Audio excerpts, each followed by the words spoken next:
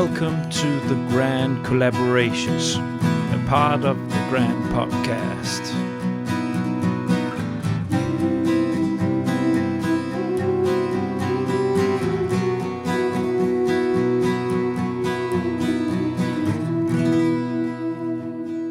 My name is Éva Pinter and I'm the creator, editor and host of The Grand.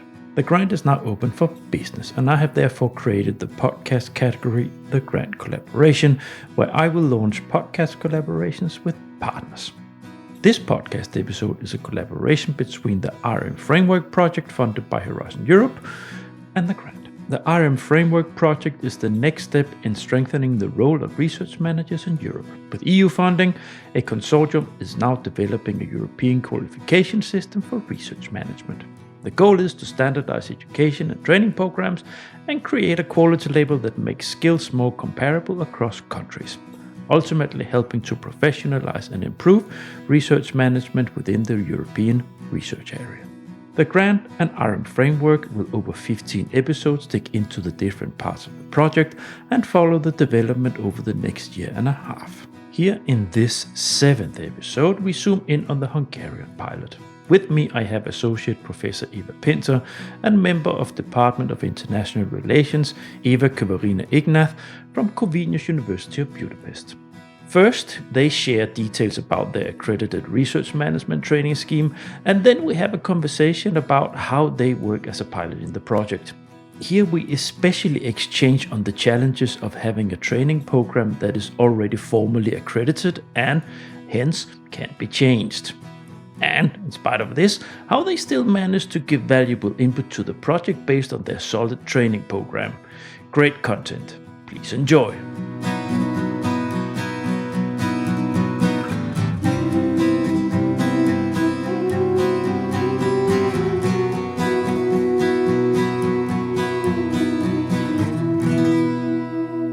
Welcome to the Grand, the EU funding podcast.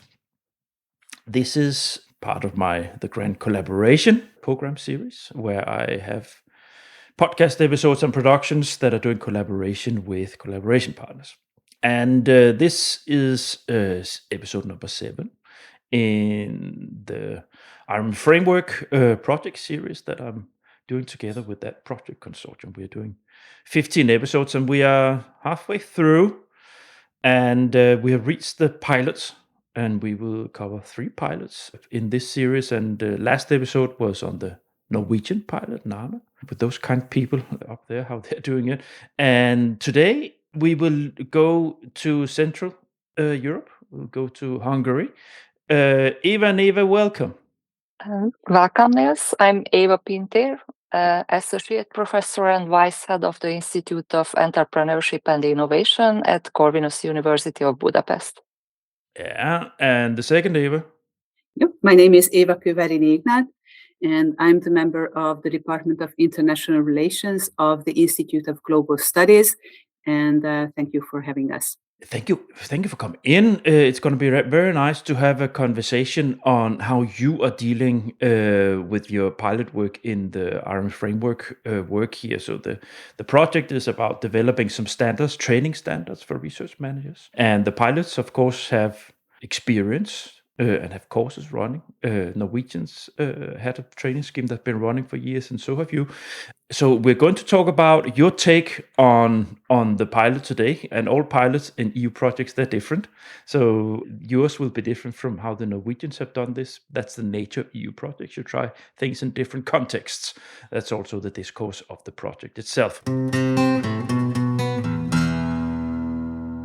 The first section that we have here, we labeled that how you train research managers today. So you will share with me and the listeners how you work with training research managers, and who wants to pick that up? Thank you, Niels. Let me start with the program itself, because understanding what we do is essential context for everything else. The program is called the Research and Innovation Manager and Economist Executive Degree Program. It runs for 2 full semesters, and students attend every 2 weeks, Fridays and Saturdays, and at the end, they receive a state-recognized postgraduate diploma This is not a workshop or a professional certificate. It's a formally accredited higher education qualification. This program was established in 2019, developed in close collaboration with the National Research, Development and Innovation Office, so the NRDIO. Our students are experienced professionals, so they already working in universities, research institutes, government agencies, and companies. And this way they bring real working experience into the classroom. But we also teach professionals transitioning into research management with no prior formal background. And teaching both groups simultaneously shapes everything about the pedagogical approach. And the program combines research and innovation management deliberately, covering innovation ecosystem, R&D policy, intellectual property, grant writing, EU funding, and strategic technology management. So these are often treated separately in Europe, but a research manager who cannot navigate the innovation policy, the funding architecture, and the commercialization pathway is simply not equipped for the job. And we also developed the 20 volumes book series specifically for this program, published by the Academia Kiadó, one of Hungary's leading academic publishers in open access. And each volume covers a core thematic area of the program from both theoretical and practical perspective. This was a substantial investment, and it signals the kind of long-term commitment required to build a serious degree program for this field. So our competence framework covers 4 dimensions required by Hungarian accreditation: knowledge, skills, attitude, and autonomy and responsibility. So it is a richer model than a purely knowledge-based approach. And the students are not expected to know things. They are expected to be able to do things professionally and to hold a responsible stance and to be accountable for their judgments. This is very nice with the books. I was not aware of that. You have book series on this, and so you use the books as is that teaching curriculum, so to say, for the training courses, or is it complementary to the trainings? Yes, for the curriculum. During the VUA program, we use this with these books.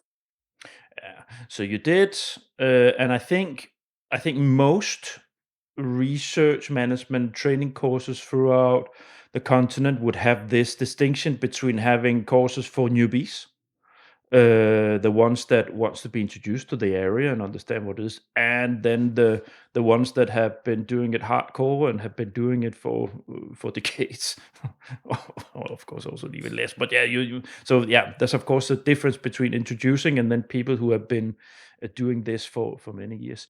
Yes, Éva Ignáth, yes. Besides the 2-semester-long executive program, we also have 3 courses that are shorter programs, well, practically courses. And let me say a few words about them.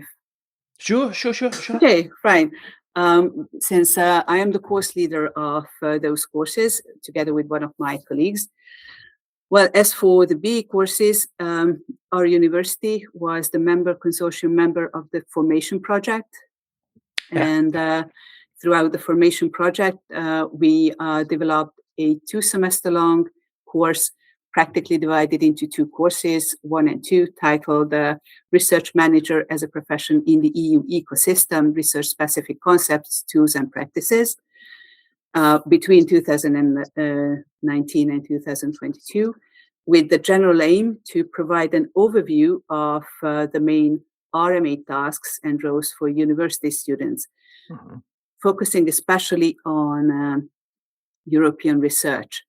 Now, building upon those results, in 2021, we were also approached by the program director of the International Economy and Business Masters program, which was under development in 2021. And he asked us to develop a program offering an insight into EU programs and also basic understanding of the competences in relation to them. So based on our results in the formation project, we developed a MA course tailor-made for MA students titled Research Funding and Implementation in the EU Ecosystem. And it is a 1 semester long course and forms part of the International Economy and Business Master Program as a core elective one. This course is targeted university students with practically no experience in research management and administration. Now let's move into the block where we talk about how you are working with the pilot in this project. And the first part of it, we will talk a little bit about what maybe also the other pilots are struggling with, because you have a structure that is being folded out in a project. You have a handbook that is being carried out with some principles, and they do everything they can. They've been in the podcast here in earlier episodes to share the challenges of incorporating everything and having the flexibility for all systems. And then you have the reality of in the individual trainer and the individual curriculum and training setup that is in each institution that works with this, and to calibrate that. Now, can you share a little bit about how you're working with this and how you have worked with sort of calibrating to the project targets? The fundamental constraint is that our program is already accredited. The learning outcomes, curriculum, the assessment are formally approved, so we cannot redesign them to match an external framework, however well-intentioned. This means we could not use the RM handbook as a program blueprint. What the pilot asked us to do as one of the core exercises was to select 1 or 2 primary RM areas from the framework, the best represents our program, and then map our learning outcomes accordingly. And I want to be direct about what happened when we tried to do this. Please, yes. Yes, it was, in our team's word, literally impossible. So the RM areas, That's also feedback. yeah. But I will continue in a positive way. Sure. So the RM areas defined in the framework are narrowly scoped. They focus on specific functional research management activities like research strategy and research projects. Our program is fundamentally different. It is a strategic generalist level program, and its scope and target group are not limited to research managers in the traditional European sense. So selecting 1 or 2 RM areas to represent it would be a distortion and not a mapping. And there is also a deeper structural mismatch. When we try to apply the competence framework, we encounter that the fact that RM Comp and the RM Handbook don't fully overlap with each other. So they follow different conceptual logic, and neither of them maps cleanly onto the 4-dimensional learning outcome structure required by Hungarian accreditation. In practical terms, this means that the quality label and the handbook as currently designed are well suited really good for short cycle modular training, microcredentials, workshops, professional development courses. So they were not designed for programs like ours, and applying them to a multi-semester ECTS-based and accredited degree program. And we had to condense information, select representative modules, and construct interpretive bridges that the framework itself doesn't provide. I think it is more important to say this clearly, so not to dismiss the project, but because honest feedback is what will make the framework genuinely useful. So the pilot process revealed these constraints, and that is valuable. But the framework needs to acknowledge them and respond to them. I think it's very important what you say here, because I think many organizations in the framework that they have, whatever country we're talking about, might run into something like this. And I know that they spend a lot of time. The partners that are doing and setting this up, the structure of this, they have really tried to make something that would be with a lot of elastic and flexibility, so to be able to be fitting the systems. But this is exactly why you need projects like this, because it's not. Of course, it's difficult. Of course, it's difficult with 27 countries, 27 different school and educational systems. It's culture also. How do you have a school and educational systems? It's culture. Yeah. So it's very different how things are built up. It's very different how. So it's not just accreditation. Some countries like Hungary here, this is very important when you set something up like this. It has to have, like when you have went through the full process, to have full accreditation for what they do. Other countries, they can set something up without having the formal accreditation from the Ministry of Education and so on. They can try things out and something like this, but it's different from country to country, and it is putting the square into the circle, right? This is also what they said in the episode when we talked about that, how the discourse, how the theory behind this, the project discourse. Of course, it's difficult. So, but this is so valuable because this is what EU projects they do, right? This is what good people like you that have so much experience, you've been working with this so much, and you have been going through this full accreditation. Is not something you just do. You are sitting in the receiving end of that. You've been doing this, so you know how hard that is. So you've been, when you build something up with this dedication and you also get the formal things done, your feedback is extremely valuable for a project like this. Yeah. And let me add the perspective of a course level approach. Here, when we developed the BA elective courses many years ago now, as they were developed as elective ones, we had less constraints per se regarding program and program framework. So there we had better alignment with the steps of the handbook. Although when it came to the master's course, which forms part of a developed, accredited, or under accreditation master's program, we did have to take into account the bigger framework. And it is also a valuable feedback for the consortium. And just let me emphasize that the program development guide and also curriculum component method are very detailed, very comprehensive, step-by-step descriptions, which have true added value. But in this format, they are extremely valuable for non-formal educational environments. Mm-hmm.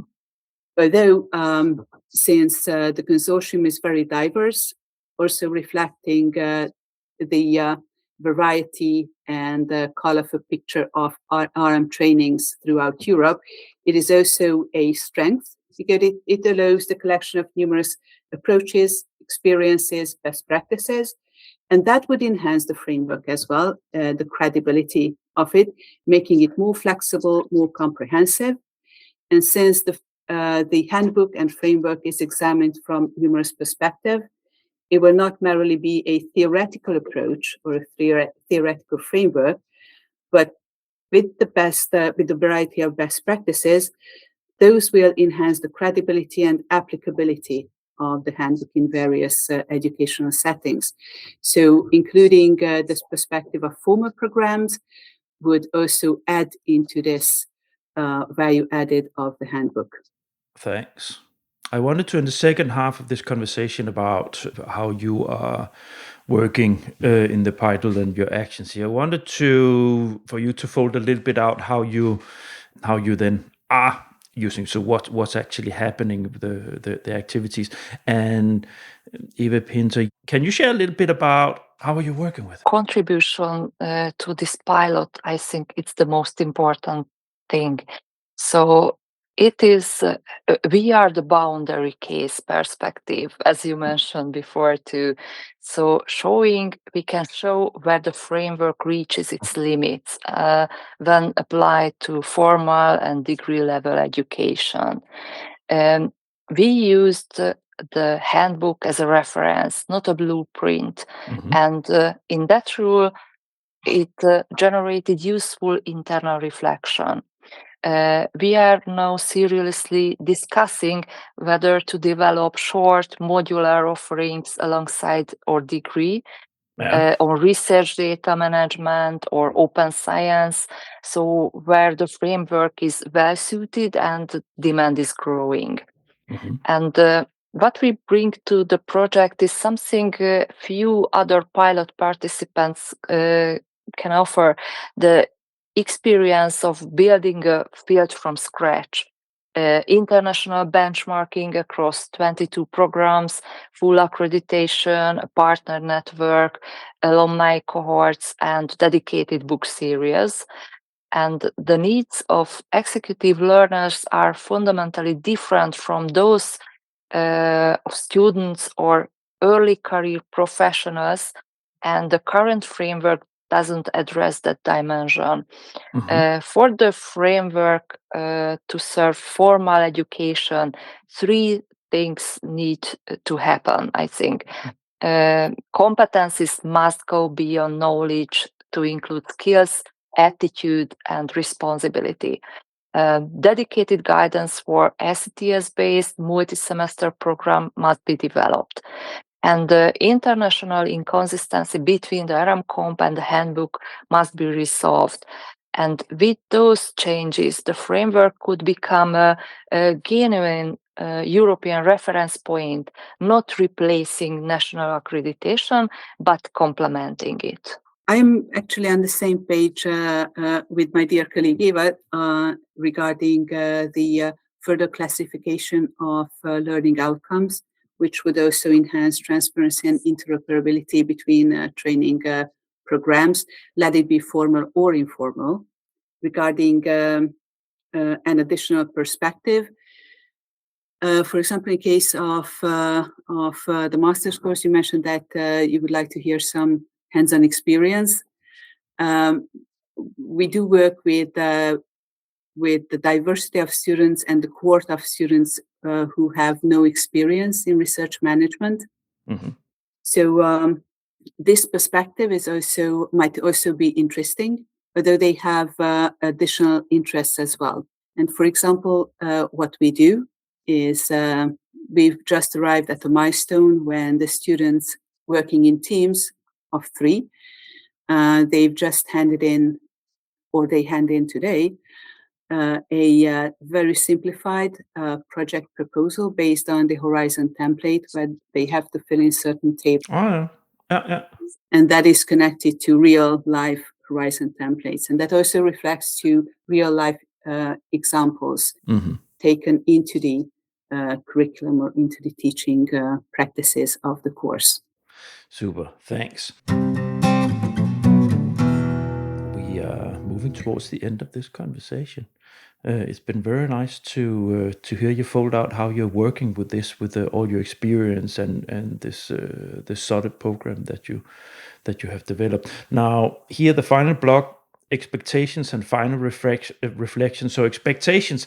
So what are you taking with you? Yeah, because being in an EU project, it's no matter all the work that's put into the proposal, all the implementing things. We all know that, the three of us here. That's there's a lot of effort being put into that.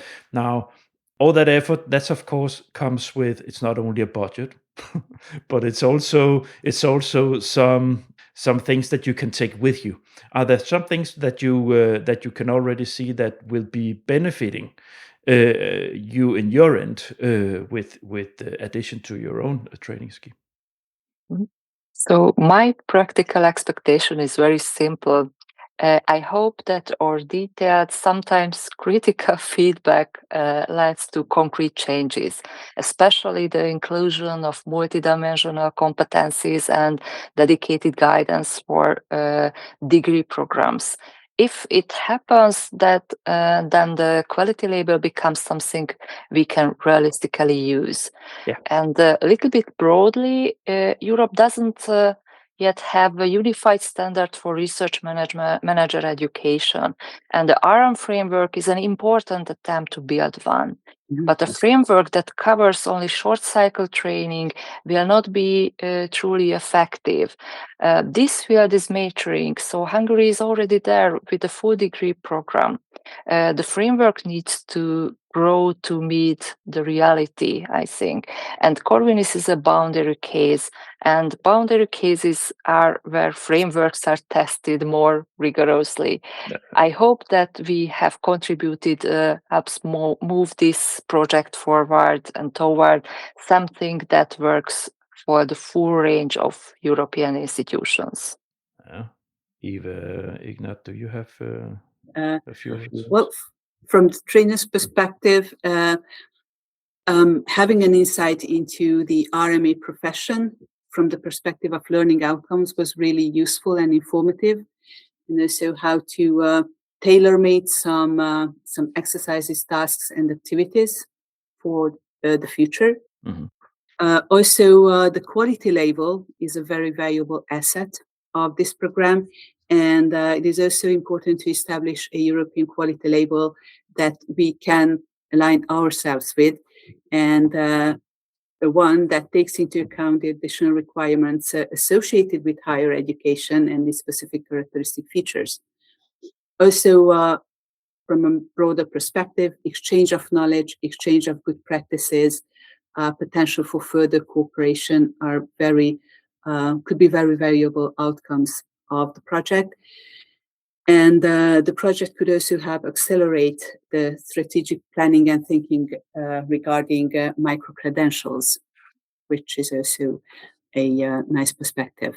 Yeah, the microcredentials, and for listeners now, I can tell you that I have a dedicated episode on microcredentials in my own show that runs. So that's Erasmus Plus focus in there, but still, it's a very nice episode. I will put a link to that episode in the episode on the episode website. Now, thank you so much for joining me for this. I will just round this up shortly before we say goodbye. So, dear listeners, thank you so much for listening to the end. I hope you enjoyed this. If you like what you're hearing here, and if it's the first episode you listen to, there's a treat for you if you are research management corner and the training corner, because there's 6 other episodes already. So this is episode number 7. So there will be a link. This episode will have its own website in the episode notes where you listen to this podcast on Spotify or Apple podcast. If you go to the notes, the episode notes, there's a link, and you can then go to that leads you to the website of this episode. There will be links to these 2 kind women, their LinkedIn posts, and there will be linked to the project, of course, the project website, and there will be a link to the episode series. So there you can inform yourself more. Then you're in my website, and you can browse around and check out what I do. There's a lot of content related to research management and research and EU funding in there. So that's that. Thank you for joining me. It's been a pleasure. Thank you so very much, Lee. Let's say goodbye. Bye. Bye-bye.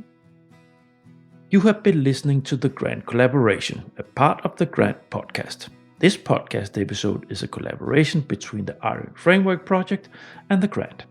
All episodes in this RM Framework series have their own site on the Grant website. You will find the link in the episode site where you listen to your podcast. On the site for this episode, you'll find links to Éva's and Éva's LinkedIn profiles. Further, there are links to Corvinus University of Budapest, the RM Framework website, the project LinkedIn site, the RM Framework podcast series, and a link to my podcast episode on microcredentials that we mentioned in this episode.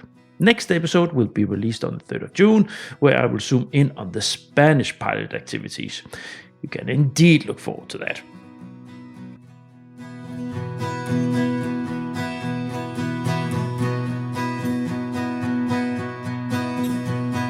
You have been listening to the Grant Collaborations, a part of the Grant podcast.